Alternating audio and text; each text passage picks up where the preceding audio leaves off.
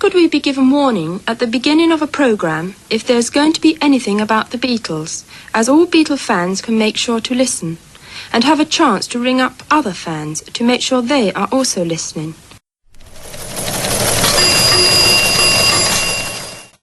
Hi everybody, this is John here. This is Paul, George and Ringo. And we're very happy to be on your program once again. Hello everyone, I'm your host and Beatles News guy Steve Marinucci with your latest Beatles News Brief podcast. In our last show, number 94, we reviewed the movie 1-to-1 John and Yoko. This time we'll review another film, Daytime Revolution, that came out last year, and we'll compare it to 1-to-1. We'll also add two more opinions to the discussion about the Canadian Beatles Decca tapes reel, and we'll close with some Beatles News Briefs. But our headliner is a deep and lively discussion on the history of Vee-Jay Records and the Beatles' connection to it, with two people very qualified to discuss the songs, pictures, and stories of the Beatles on Vee-Jay. The first is Michele Marotta, the daughter of Randy Wood, who was then president of Vee-Jay Records. He was involved with not only the Beatles releases on the label, but also that of the Four Seasons.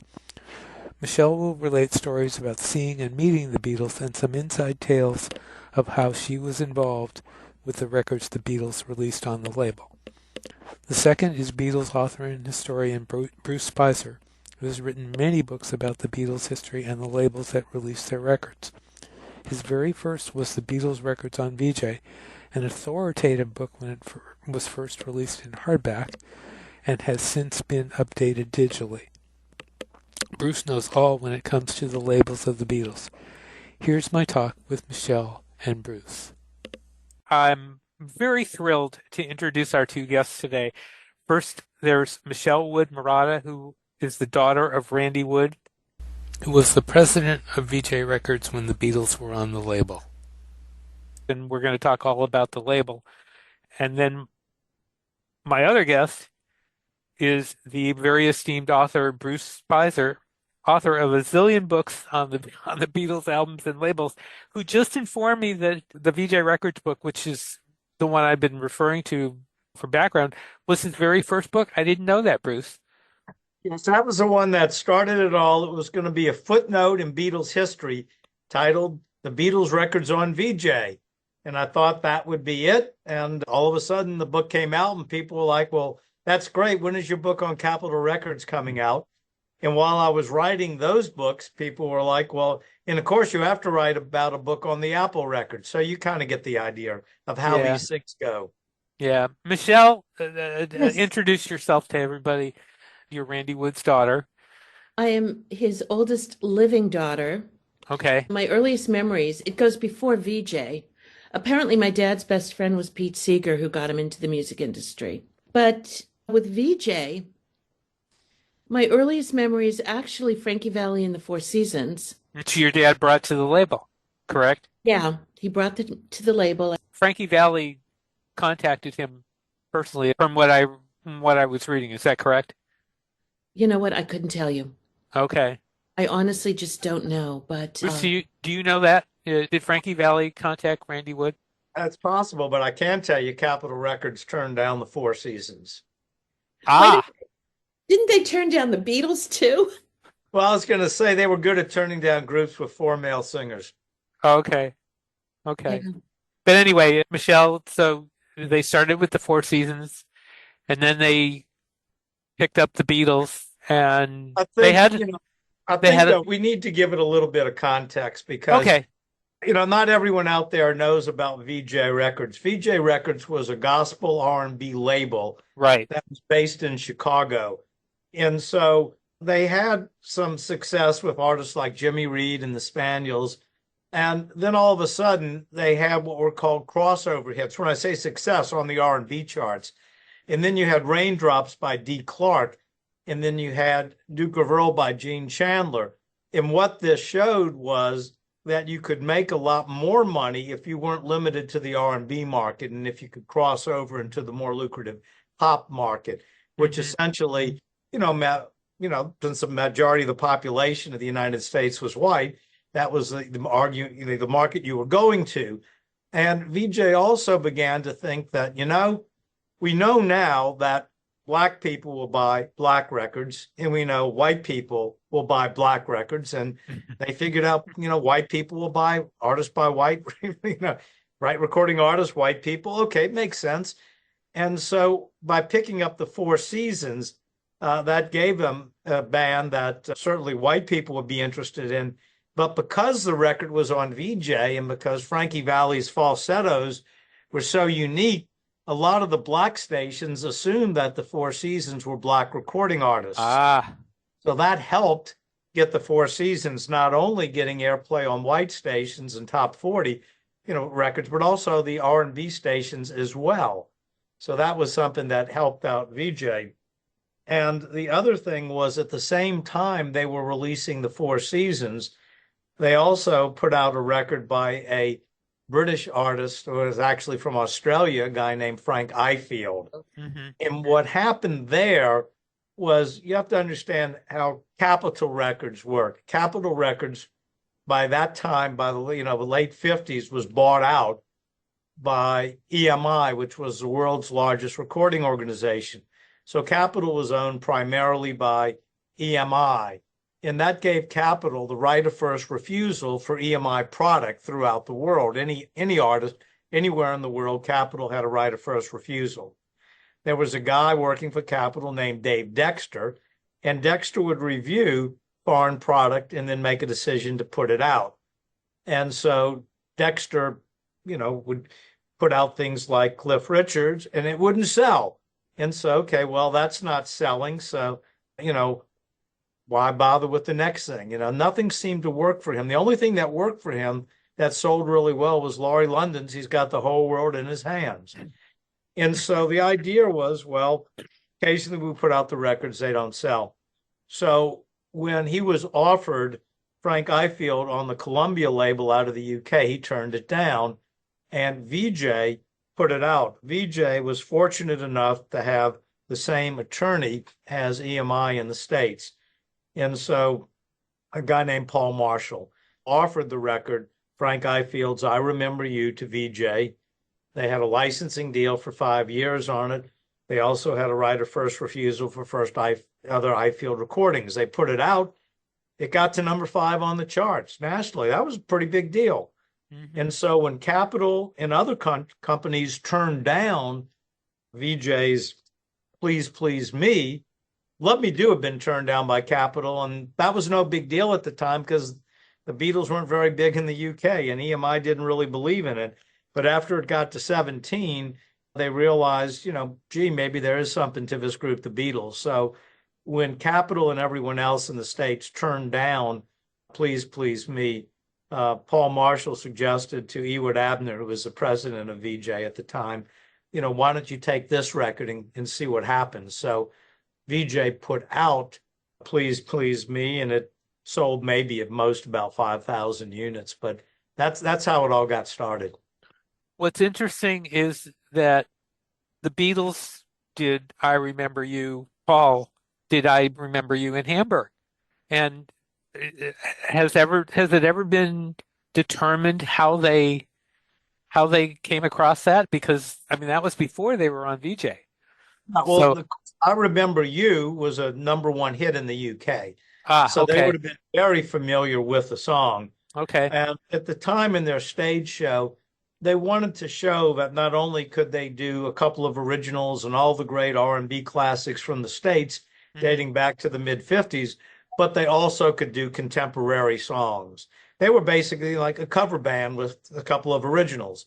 So doing the big hit, Frank Ifield's I Remember You, was, nothing any different than them doing Bobby V's Take Good Care of My Baby. Okay. Michele, when did you first hear of the Beatles? It was 1963, because I remember my parents talking about them. I believe that's when Introducing the Beatles first came out. That was actually 64, I believe, right, Bruce? Early January of 64. Right. So to put it in context, Michele, Please Please Me would have come out on February 7th, more or less, 1963, which ironically would be exactly a year before the Beatles landed at JFK Airport to invade America. And then From Me to You would have come out probably in about April of 64. You've got to remember, 63, I mean. Yeah, 63. I was young.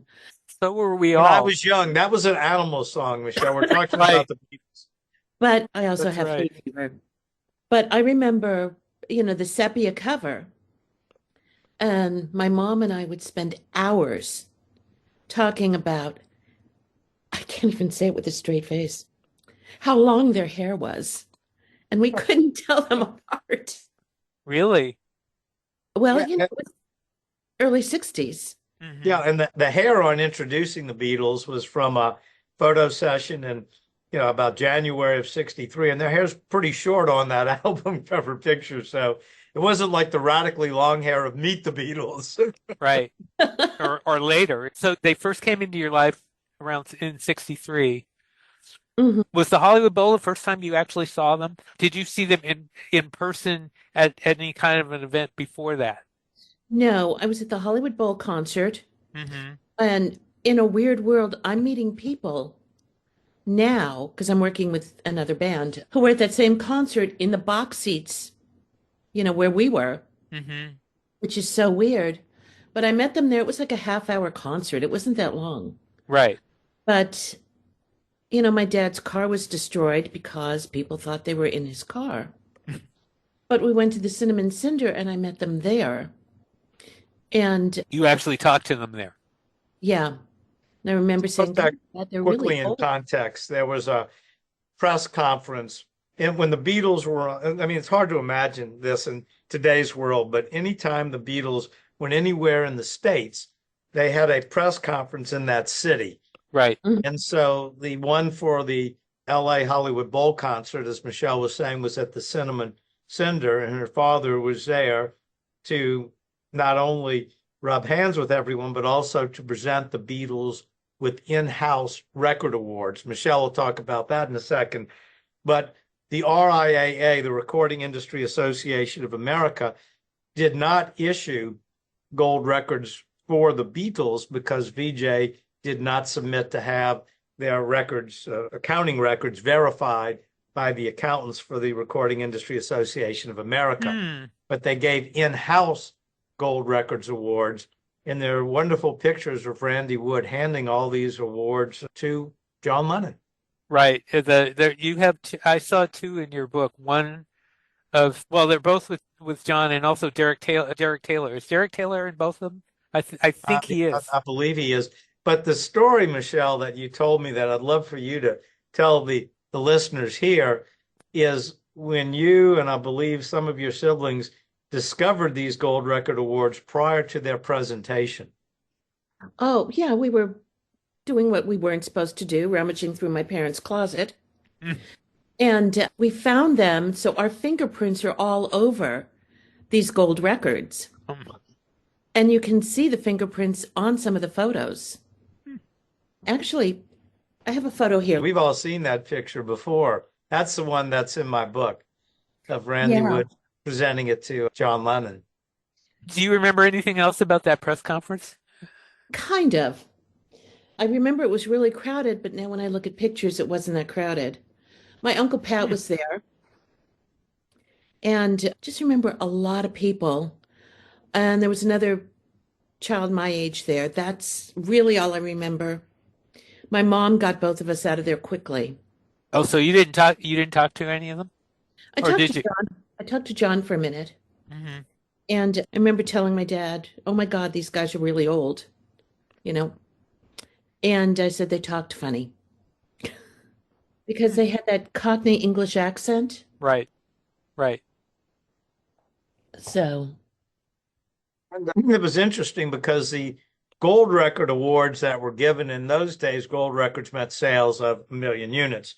Mm-hmm. And when I was reading Billboard, I mean, so it started to make sense at first because it said, well, the awards were for Please Please Me and Twist and Shout, Do You Want to Know a Secret, Love Me Do, and Tell Me Why. And I thought, Yes. well, the first four make sense, but Tell Me Why doesn't make any sense at all because Tell Me Why was a Beatles song Capitol had the rights to. And at first I thought, well, maybe it was for the album introducing the Beatles. But if you look at the awards, they're all the same size and they're small to the point of where an LP would not have fit. And then I realized Tell Me Why was not the correct title, but it must have been for Ask Me Why, which was issued on an EP, which sold nowhere near 1,000,000 units. So I think that was wishful thinking on the part of Vee-Jay, but the first four certainly did have sales in that range. And back in 2016, all those many years ago, I actually got the accounting information from Vee-Jay, the actual green ledger sheets and everything from a woman, Betty Chiapetta, and she was the former controller of Vee-Jay, and she had just put all that stuff in storage. And I met with the RIAA's CPA firm in New York after being sponsored by Capitol Records, brought them the green ledger sheets, which almost no one at that firm had ever seen before, except for the managing partner who knew what a ledger sheet was. They were all looking for Excel spreadsheets. And we were able to certify that Please Please Me, Twist and Shout, and Love Me Do, and also introducing the Beatles, had sales of over 1,000,000 units. Do You Want to Know a Secret? We certified sales of about 925,000, although it clearly did sell over 1,000,000. But what Vee-Jay was doing in those days, because royalties were based on actual sales, they would do a deal where they would say, buy 10, get one free, or buy 9, get one free. So if you factor in the so-called free records that they didn't pay royalties on, they clearly sold over 1,000,000 of Do You Want to Know a Secret? Yeah. But anyway, what it means is that those 5 records I've mentioned, Please Please Me, Twist and Shout, Do You Want to Know a Secret, Love Me Do, and Introducing the Beatles were all certified gold, and all but Do You Want to Know a Secret was certified platinum, meaning sales of over 1,000,000 units. And that was done in 2016. Now, if you look at this, Well, but on radio, they can't see it, but we can describe it. Go ahead, Michele. okay, these are Tolly records. They're not Vee-Jay, but Tolly was a subsidiary. Yeah, well, the first one that's being shown is Twist and Shout, which indeed was on the Tolly subsidiary, as was Love Me Do. And then Please Please Me and Do You Want to Know a Secret were on Vee-Jay. The story behind that's interesting. If you think about what was going on in January of 1964, Capitol by that time has I Want to Hold Your Hand Out, which came out the day after Christmas in 63.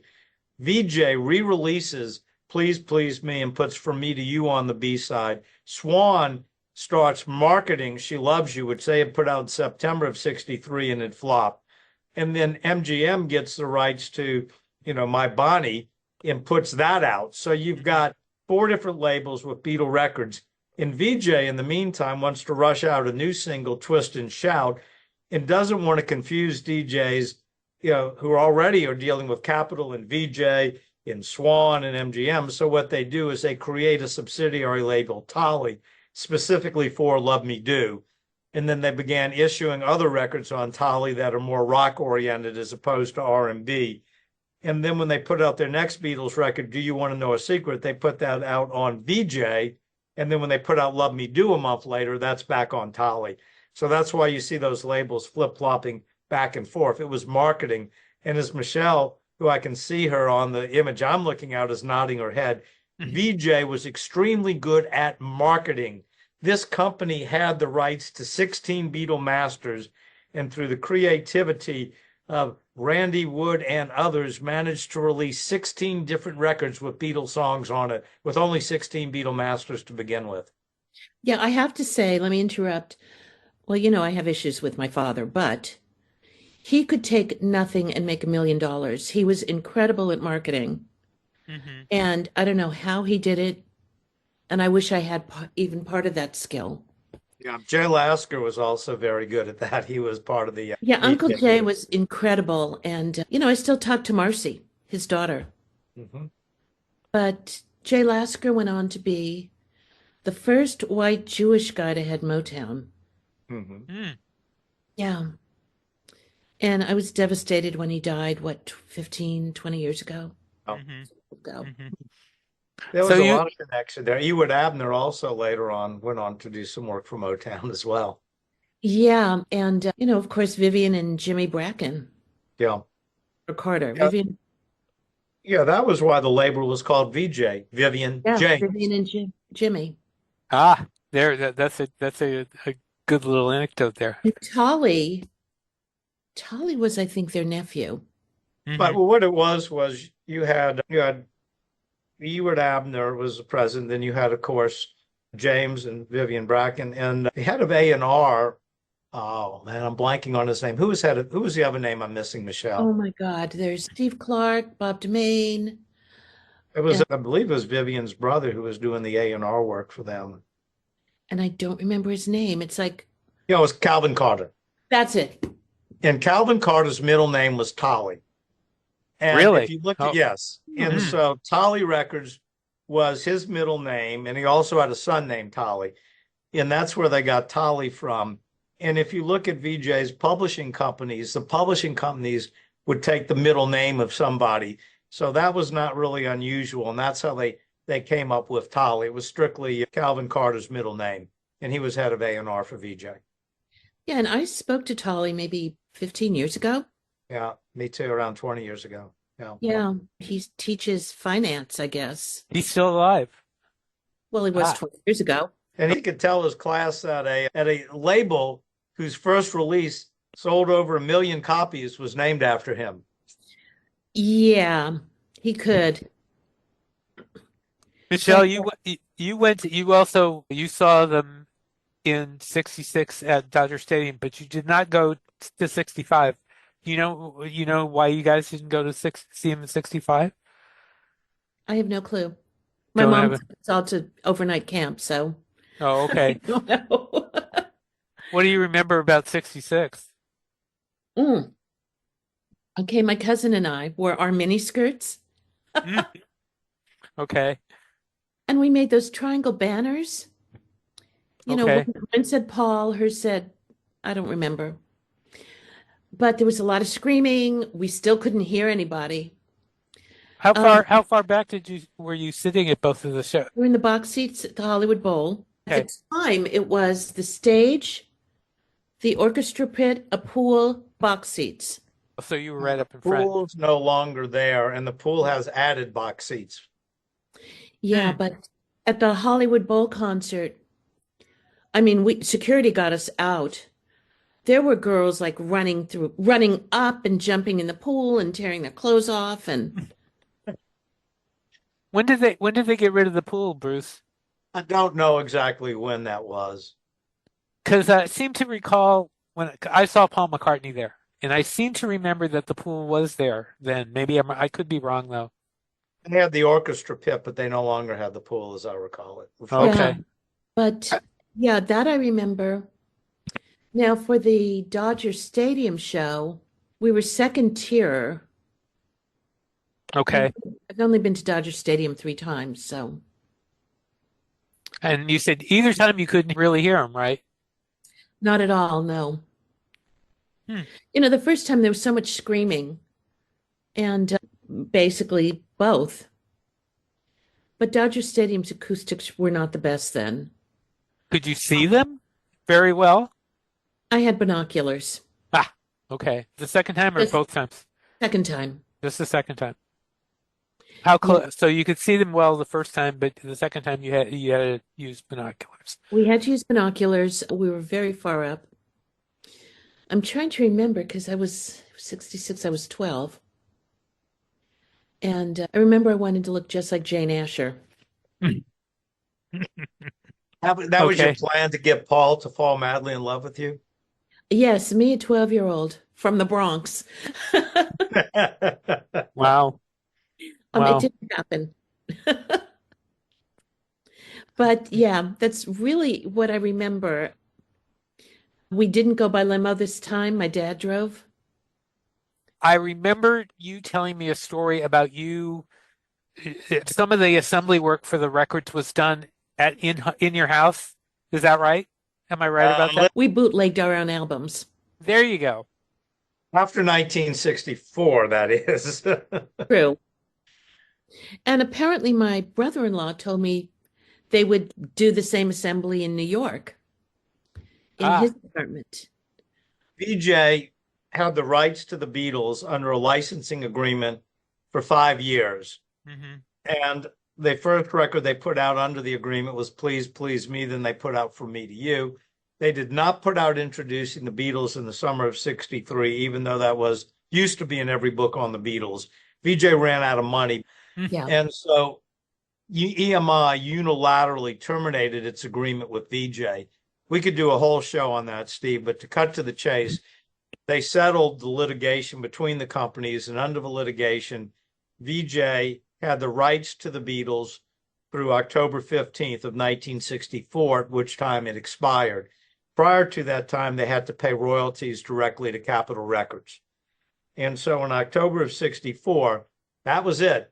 And therefore, that meant if you went to a record store in the early 1970s and were buying copies of Introducing the Beatles on Vee-Jay, they were not legitimate. What we didn't know when we were buying these records was who was behind those West Coast albums. And Michele, personally, we'll talk about that. Go ahead, Michele. Oh God, it was set up in our living room with card tables. Mm-hmm. And we would stick stickers on that said stereo and reissue. And that was basically how we did it.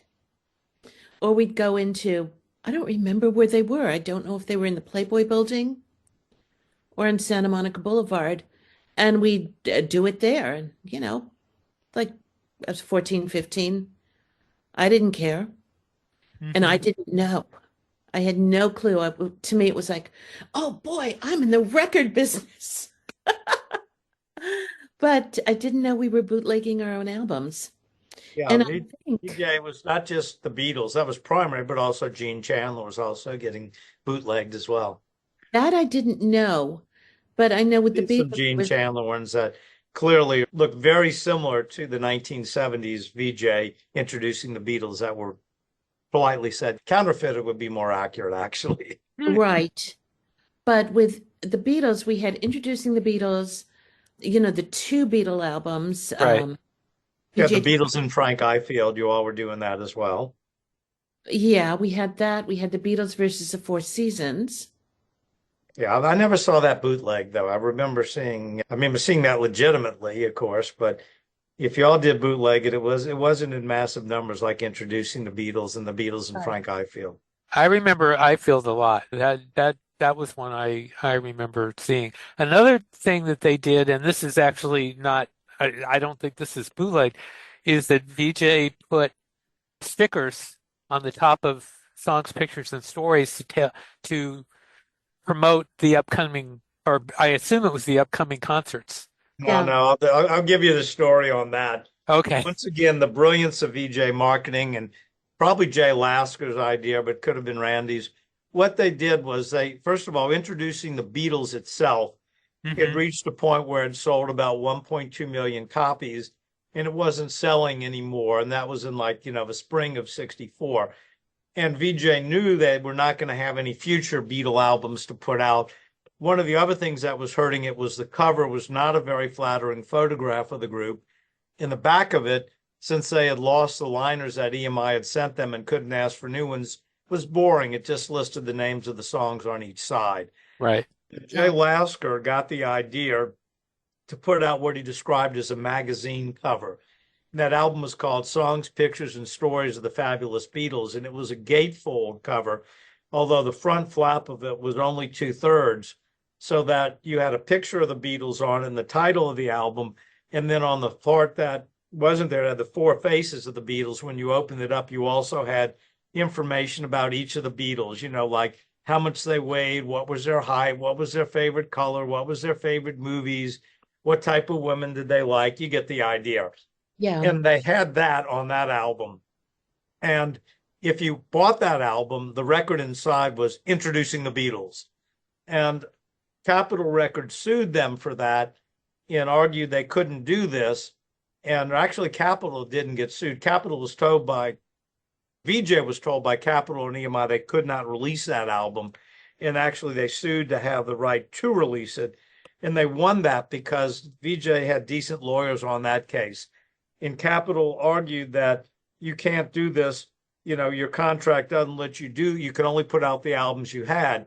And Vee-Jay said, that's all we're doing. We're putting out Introducing the Beatles in a new cover. And Capitol said, well, you can't do that.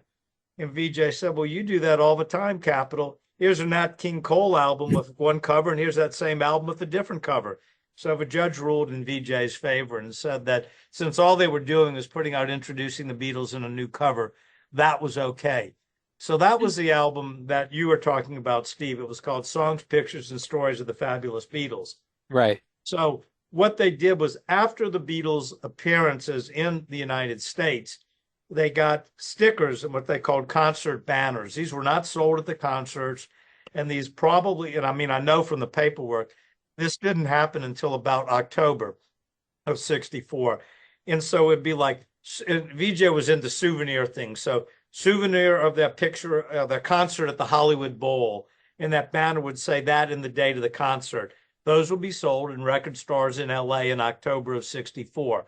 Souvenir of their appearance at City Park Stadium, New Orleans, September 16th, 1964. Sold in New Orleans record stores in October of 64, and so forth.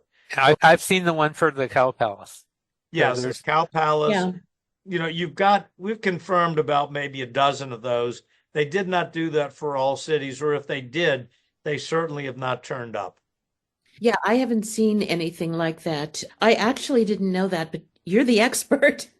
Now, what Vee-Jay did do, and you probably put records into that one, they came up with an album, and, you know, they didn't want to spend the money in the 70s of that elaborate gatefold cover. So rather than it being Songs, Pictures, and Stories of the Beatles, they merely called it Songs and Pictures of the Beatles, and it was a single fold jacket.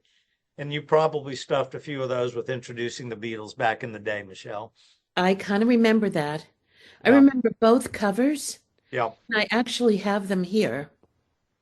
Which picture did you use on that Songs and Pictures one? Is it the same one? It's the same. It looked like the front cover because remember that was a gatefold flap. But Right. as a single thing, you had the black background and the picture of the Beatles and the four faces. You're talking about the Because- drawing. You're talking about the drawing one, the same one that you used on the cover of your book, right? Yes. Okay. And you had the four faces. That Vee-Jay used these four faces like about probably, I don't know, about 5 or 6 different releases. They used it on the Christmas sleeves that they did for October 64 to get Yeah. people to rebuy oldie series singles that people probably already had the songs on. It was great marketing. Yeah, it was. I don't remember if we had any red or blue wax singles of them, No, but none. no. Okay. But they were on the oldies label, which was a red label pressed on black vinyl. And Oh, the Vee-Jay Afterpast? rushed those. Yeah, Vee-Jay rushed those out, hmm and those were counterfeited in the 70s as well, of course. I remember cassettes called Out of the Past. Really? Similar, yeah. I don't remember seeing those. I also have, Oh. Unfortunately, we have to Yeah. describe them to you. Yes. will describe it, but Dum dum dum. Yeah. We can't sing a Beatles song because. Copyright. Yeah, that's right.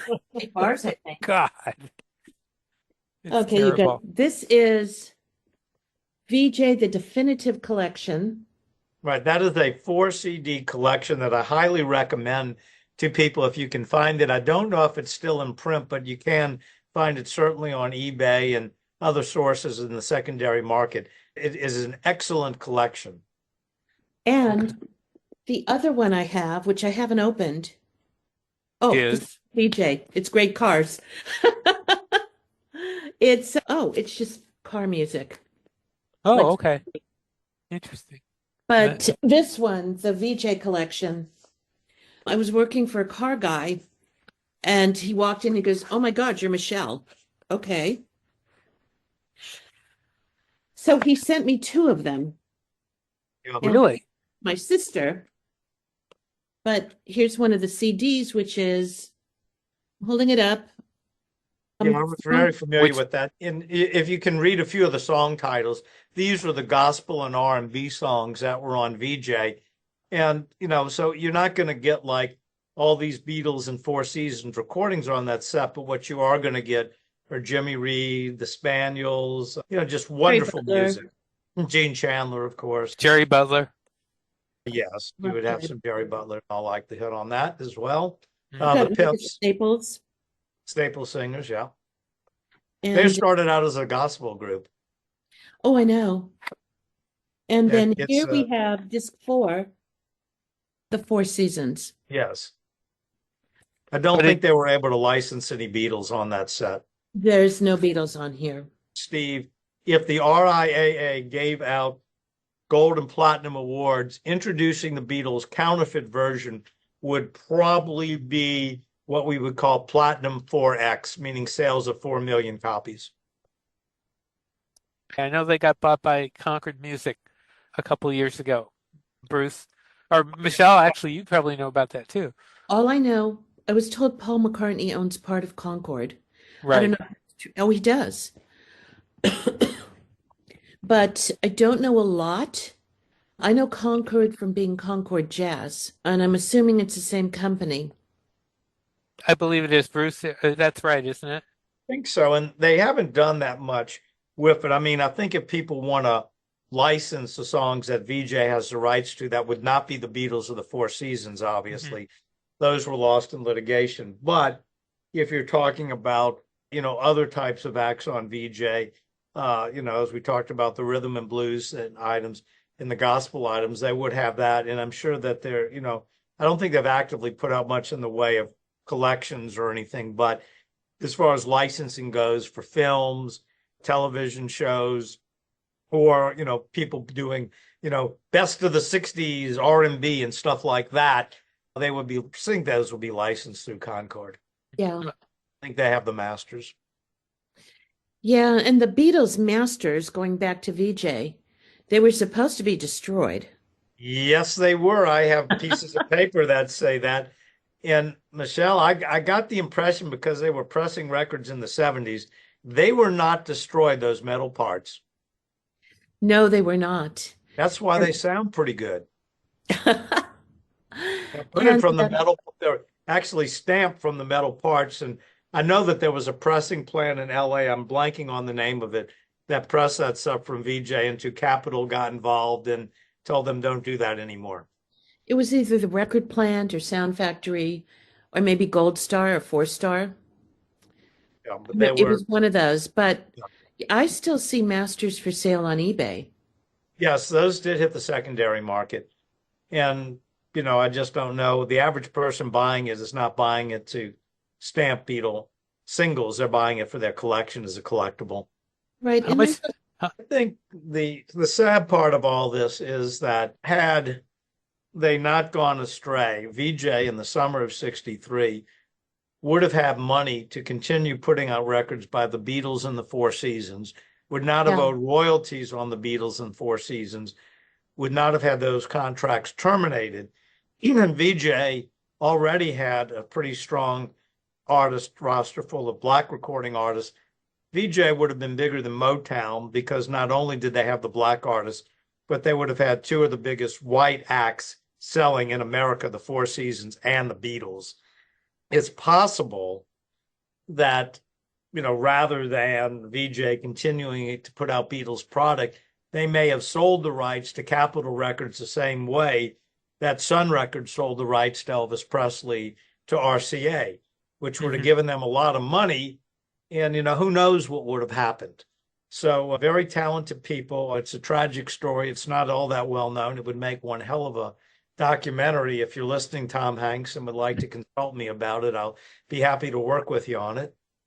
Michelle and I have been approached by individuals over the years to tell the Vee-Jay story. If anyone wants to do a legitimate documentary on Vee-Jay, we, of course, would be delighted to participate. Michelle, what are you doing lately that people can see? Okay, I'm still doing a lot of backup singing. I just signed a contract with a publishing company that I can't say. I'm working with Redbone 2.0, Okay. and I went back to my first career, which was actor and writer, and I'm doing red carpet photography under Studio City Now. I've got my YouTube channel, which is Studio City Now. I've got my podcast, which is Studio City Now. Okay. So that's what I'm doing, and it's supposed to be retired. I can't retire. Okay. Bruce, I know you have a book out now that you've been selling, and you have one that's going on pre-order. Why don't you talk about that? Just the short history. After doing the Beatles records on VJ, which is sold out and in the secondary market goes for hundreds of dollars, but there is a digital revised and expanded edition. My website is very easy to remember, Beatle, Beatle.net, N-E-T. So the VJ book, which is sold out, the Capitol Record books, part 1 and part 2, which cover the singles and the albums, those are sold out. And there's a digital versions of that available. The Beatles on Apple Records, both the group and the solo book, those are sold out. I have not done digital on those yet. I still have The Beatles Are Coming, which is my favorite book that tells the convoluted story of how Beatlemania evolved in America. It does have a lot of VJ stories in that book. So a lot of the things I've talked about today, you would know from that book. I did a book called The Beatles Swan Song, which covered the records on Swan, United Artists, MGM, just other kind of miscellaneous things, and the Capitol re-releases of the 70s and 80s. That book is sold out as well. And then the Beatles records on Parlophone, Beatles for Sale on Parlophone is how that one's titled. That is still available. It covers the British recordings and albums, singles, and EPs from the 60s. After that, I retired from writing Beatle books, still practicing law. And in 2017, wrote what was going to be an article for a magazine on Sgt. Pepper. And I realized the article was too long for your typical magazine, and it wasn't going to have the graphics I wanted. So for about 3 seconds, I thought I would put out a Sgt. Pepper magazine. And as soon as I thought that, I said, wait a minute, I don't know how to publish a magazine. I know how to publish a book. And so at that point in time, I put out a book, and that was going to be a book on Sgt. Pepper for the 50th anniversary called The Beatles and Sgt. Pepper, A Fan's Perspective. And after that book came out, people were like, Bruce, when's your White Album book coming out? So you get the idea. That begat an entire series of books called the Beatles Album Series. And what the books do is they take a particular album or grouping of albums and talk about how they were released in the United Kingdom, how they were released in the U.S. A buddy of mine, Pierce Hemmingson, writes about what was going on in Canada as well. I have Al Sussman, who is an editor at Beatle Fan magazine, write about what was going on in the world, what was going on in music. Frank Daniels writes about other things that were going on at the time. We also have the fan recollections, just like what they sound like. People write in, give us their stories. We put them in the book. And the final section in the book is detailed kind of who played what on each song and also how the songs were written and recorded. And that's essentially the latest in it. The current copy or the current book on it is called The Beatles, A Hard Day's Night and More. And the next book in the series will be Beatles for Sale to Help, which will be the ninth and final installment of that series. They're available in both PDF files through the website and also in hardcover books and special collector's editions. I encourage your listeners to go out to Beatle.net, check it out, see what you like, order a book, see what it is. I can assure you these are high quality books. They are. I want you won't buy more. I have about half. Yeah. You're taking pre-orders on Beatles for Sale to Help. Is that right? That is correct. It will ship in July, and the street date is August 11th. Right. So if you order from the website, you'll get your book earlier. The collector's editions have some nice extra goodies. They're signed and numbered and limited to 500 total, signed and numbered. The book, like, for example, the book's called Beatles for Sale to Help. Well, that was the UK albums, but in the US, and it covers the US albums, Beatles 65, Beatles 6, and then the Help soundtrack album. It also covers the Beatles Story double LP. One of the projects I worked on recently for Capitol Records and Universal Music Group and Apple was they reissued the vinyl that came out in 64 in the US, such as Meet the Beatles' second album, the Beatles Stories, Something New, Beatles 65, and the early Beatles, which, although it came out in 65, had recordings from that were released originally on VJ, and we included that in the set. And each vinyl edition, of course, is on pristine 100, an 80-gram vinyl, and comes with an essay, and I wrote the essays for each of those albums. Is the Beatles for Sale book the end of the story, or are you going to keep going? I'm going to take a well-earned break. I don't Good. want to get like the Who and for the third time say this is the final book on the Beatles I've done, because I said that about the Beatles Song Swung, and then after the Parlophone book I said it. So and I don't want it to be Bruce Spizer's farewell book tour #5 or anything crazy like that. But I'm certainly going to take a break, and that may very well be the last hardcover book I do. I haven't decided. Oh, Okay. you're going to keep writing. I mean, I know you well enough. You Well, cannot stop writing. So let me ask a question of both of you. oh, go ahead. Steve, favorite Beatles song? Favorite Beatles song is And Your Bird Can Sing. Bruce? It's like asking a parent who's your favorite child, but if you ask me my 3 favorite children Beatles songs, my favorite Beatles song mega hit, Hey Jude, my favorite well-known album track, In My Life, and my favorite obscure Beatles song, if there is such a thing, Across the Universe, but with a little footnote to that, any version of Across the Universe with the exception of the one on the Let It Be album. Mm. Okay. Michelle, your turn. In My Life and Here, There, and Everywhere. Well Okay. done. Okay. Yeah. I actually have been thinking about something like that, asking at the end of interviews, asking a whole list of questions, like saying mono or stereo. Let me say that. Mono or stereo. Stereo. Stereo, except for the early albums, mono.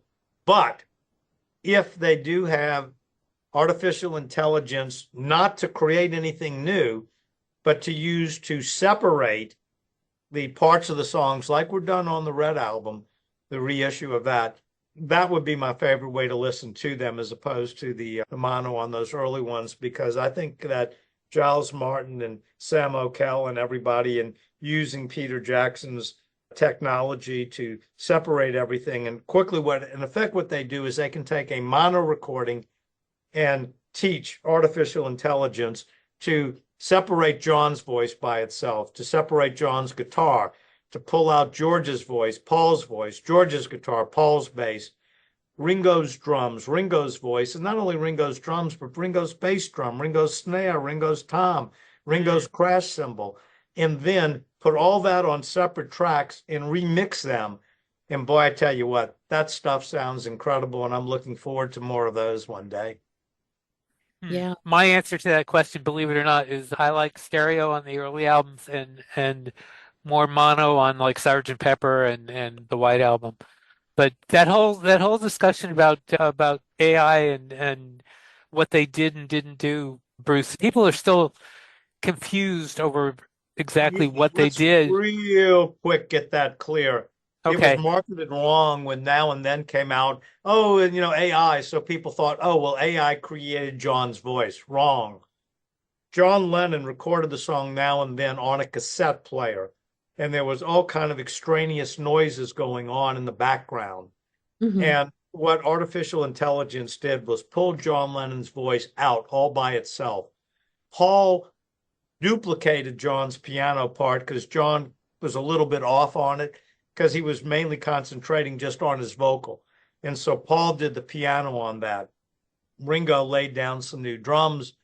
George had laid down some stuff during the anthology sessions they were considering releasing Now and Then, but because the cassette sounded so terrible, they quit working on it. But what they did was not have a computer create anything.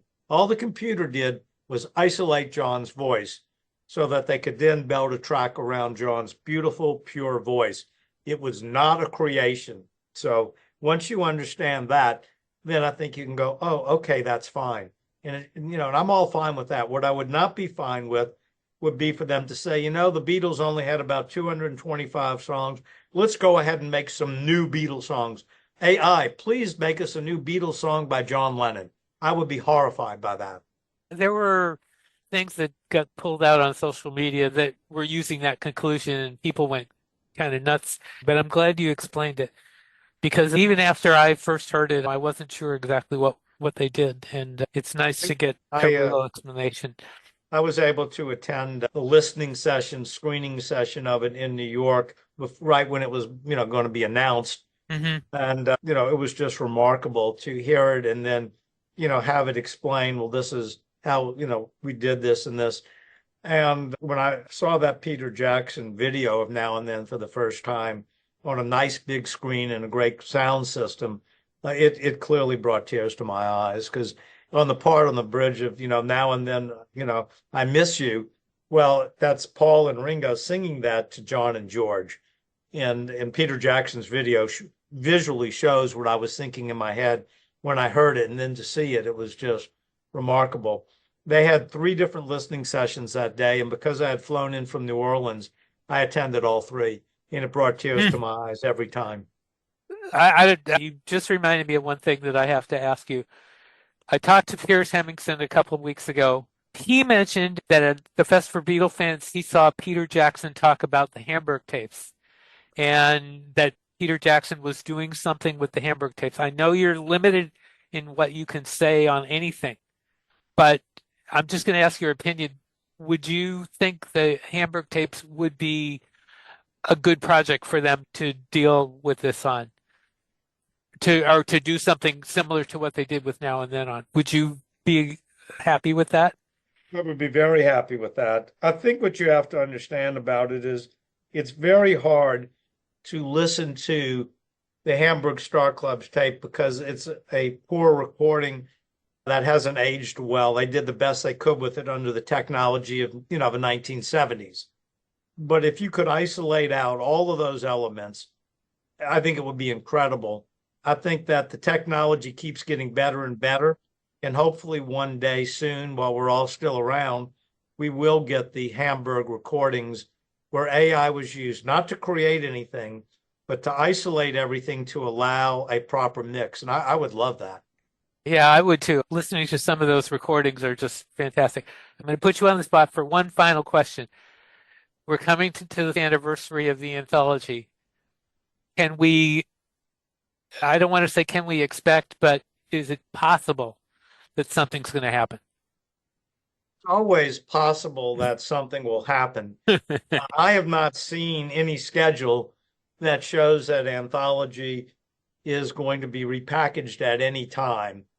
So they are redoing the book. They are republishing the book. That's listed on Amazon.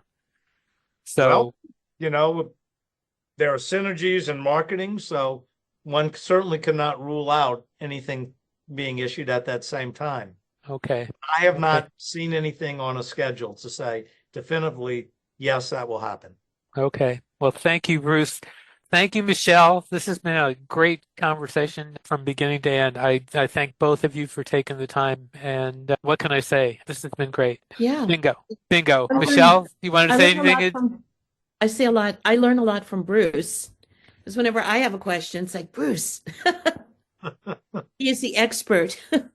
Yes, he is. He is. Again, thank both of you for doing this, and we will meet again. Okay. Thank you. I'm gonna pause the recording here. With One to One John and Yoko coming out last week, we decided to take a look at Daytime Revolution. If we were to compare it to One to One John and Yoko, I think Daytime Revolution is a much more cohesive film. The John clips aren't as detached from the narrative as they were in One to One.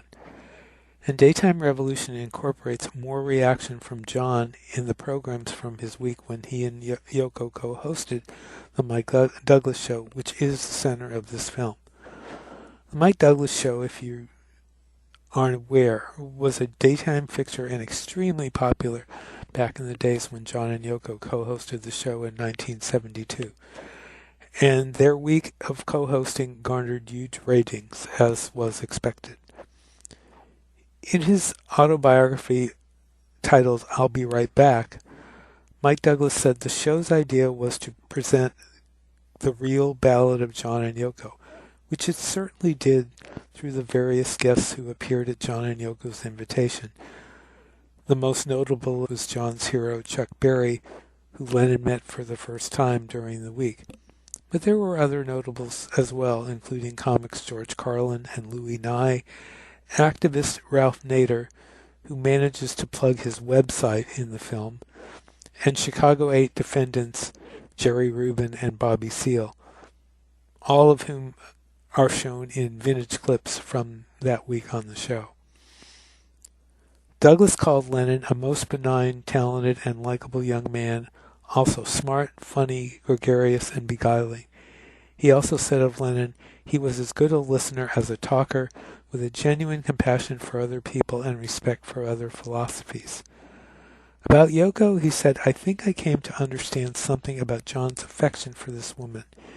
He called her a powerful character, unswerving and unapologetic, about following her own unique path in life, and if you don't like it, too bad. Do your own thing, she's going to do hers. The film allows them both to express themselves. The Lennon music, of course, is just wonderful, though he also shows he was able to talk serious about issues at a time when he wasn't being taken that seriously by the older generation because of his radical views. Yoko is seen as the true individual that has always been her character and that John Lennon loved. One example of that was that the program shows her mend piece, which she does across 5 days. She rebuilds a broken teacup one piece at a time, 1 day at a time. John says that at times even he doesn't understand her, but her art was there for the viewing, and I think viewers in the day got a better idea of what her art was, even if they didn't totally appreciate it.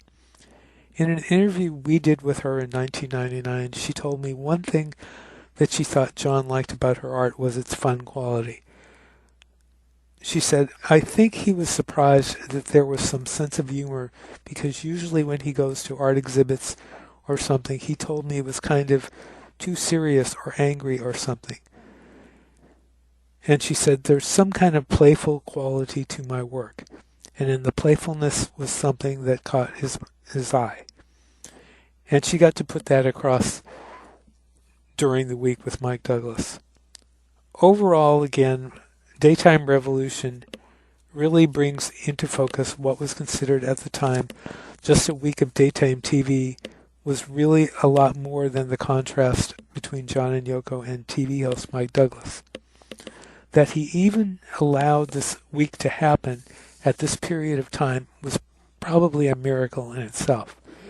And it's interesting to see how the relationship between Douglas and Lennon develops during the week, though Douglas gets it off to an interesting start by singing Michele, basically a McCartney song. The only downside to the movie that we could see was the fact that the whole week's shows were not somehow included in the package. Rhino Records released the entire week of shows in 1998 on VHS. The full shows would have added an even fuller perspective on the film. While the Blu-ray doesn't include all the music, it does have 3 bonus music videos as extras. It's So Hard, Memphis with Chuck Berry, and Luck of the Irish. Additional music is also included throughout the film, including a beautiful rendition of Imagine by John near its end. The fact that the film manages to display the real importance of 2 young offbeat celebrities as John and Yoko were seen at the time is the reason to see this film and add it to your collection. Douglas's bravery in having them on for a week would probably be unlikely today. The fact that it worked, and as well as it did, was something that Douglas could never have imagined, and it makes this week a very memorable week in TV history. Now, more notes on that Canadian Decca tapes reel. We sent a note off to Alan Cozen, the former Beatles and classical music reporter at the New York Times, and he was doing that at the same time, by the way. Currently the co-host at our old stomping grounds of Things We Said Today, and co-author of the currently, but due to expand, 2-volume, very encyclopedic, The McCartney Legacy, about the tape. Here was his reply. He wrote, I don't really know a lot about it other than it doesn't just stand to reason that a master of the Decca audition would have been sitting in a record shop in Vancouver for a decade or at all. The argument that it sounds great and therefore must be a master doesn't really stand up to reason. It's the Decca audition. We know what it sounds like, and it has always sounded great. My best theory about what this tape is, based on what has been said about edits in some of the songs, it's a master of the Gray Market release from 1982, the one that Pete Best was behind, and which, I'm sure you'll recall, had sections within various songs looped in order to extend their length. That seems plausible to me, but a master for an artificially lengthened gray market release isn't the same as a master of the Decca edition, and it does show the danger of messing with historical source materials, because the next thing we'll hear is the songs are longer than in the bootleg release, and therefore this is the master, when the exact opposite would be the case. Also, Beatle enthusiast Norman Masloff recently traveled to Vancouver, where he met up with Rob Frith, Larry Hennessy, and Doug Schober, and had a chance to listen to the tape himself.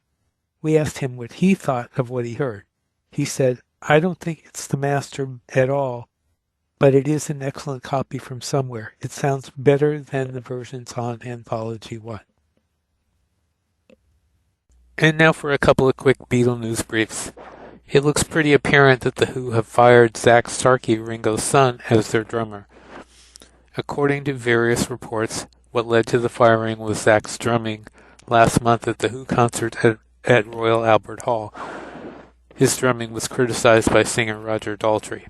Zak said he was proud of his near 30 years with The Who, filling in for who we call my godfather, Uncle Keith, and says he'll be taking time off to focus on the upcoming release of the album Domino Bones, My Mantra of the Cosmos, that he'll be making with Noel Gallagher, and that will be released in May. Zak says he's also writing an autobiography, and I can't wait to see that. And Abbey Road on the River will continue in Jeffersonville, Indiana for at least 10 more years in a lease extension made with the city and Southern Indiana Tourism, the festival announced recently. Abbey Road on the River will continue in Jeffersonville until 2035. The press release added the words "and beyond," indicating the agreement could end up being even longer. If you're looking to extend your collection, consider a box of Scaffold on Cherry Red Records.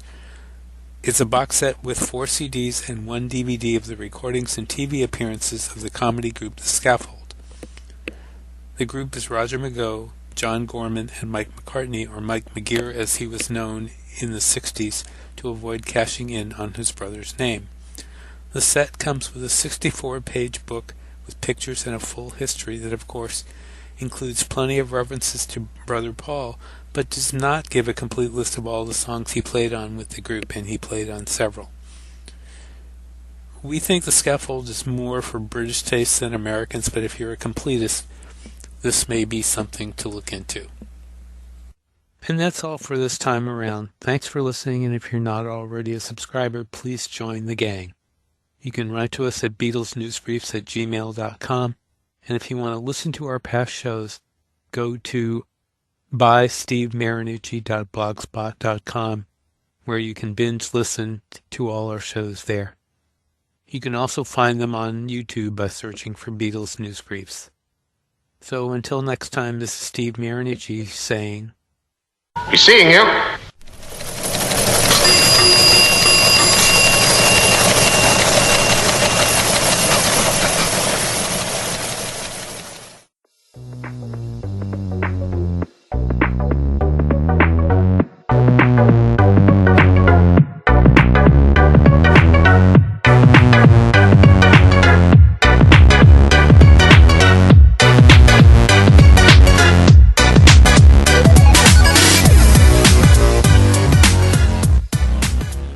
Keep that one. Mark it fab. One thing left to say.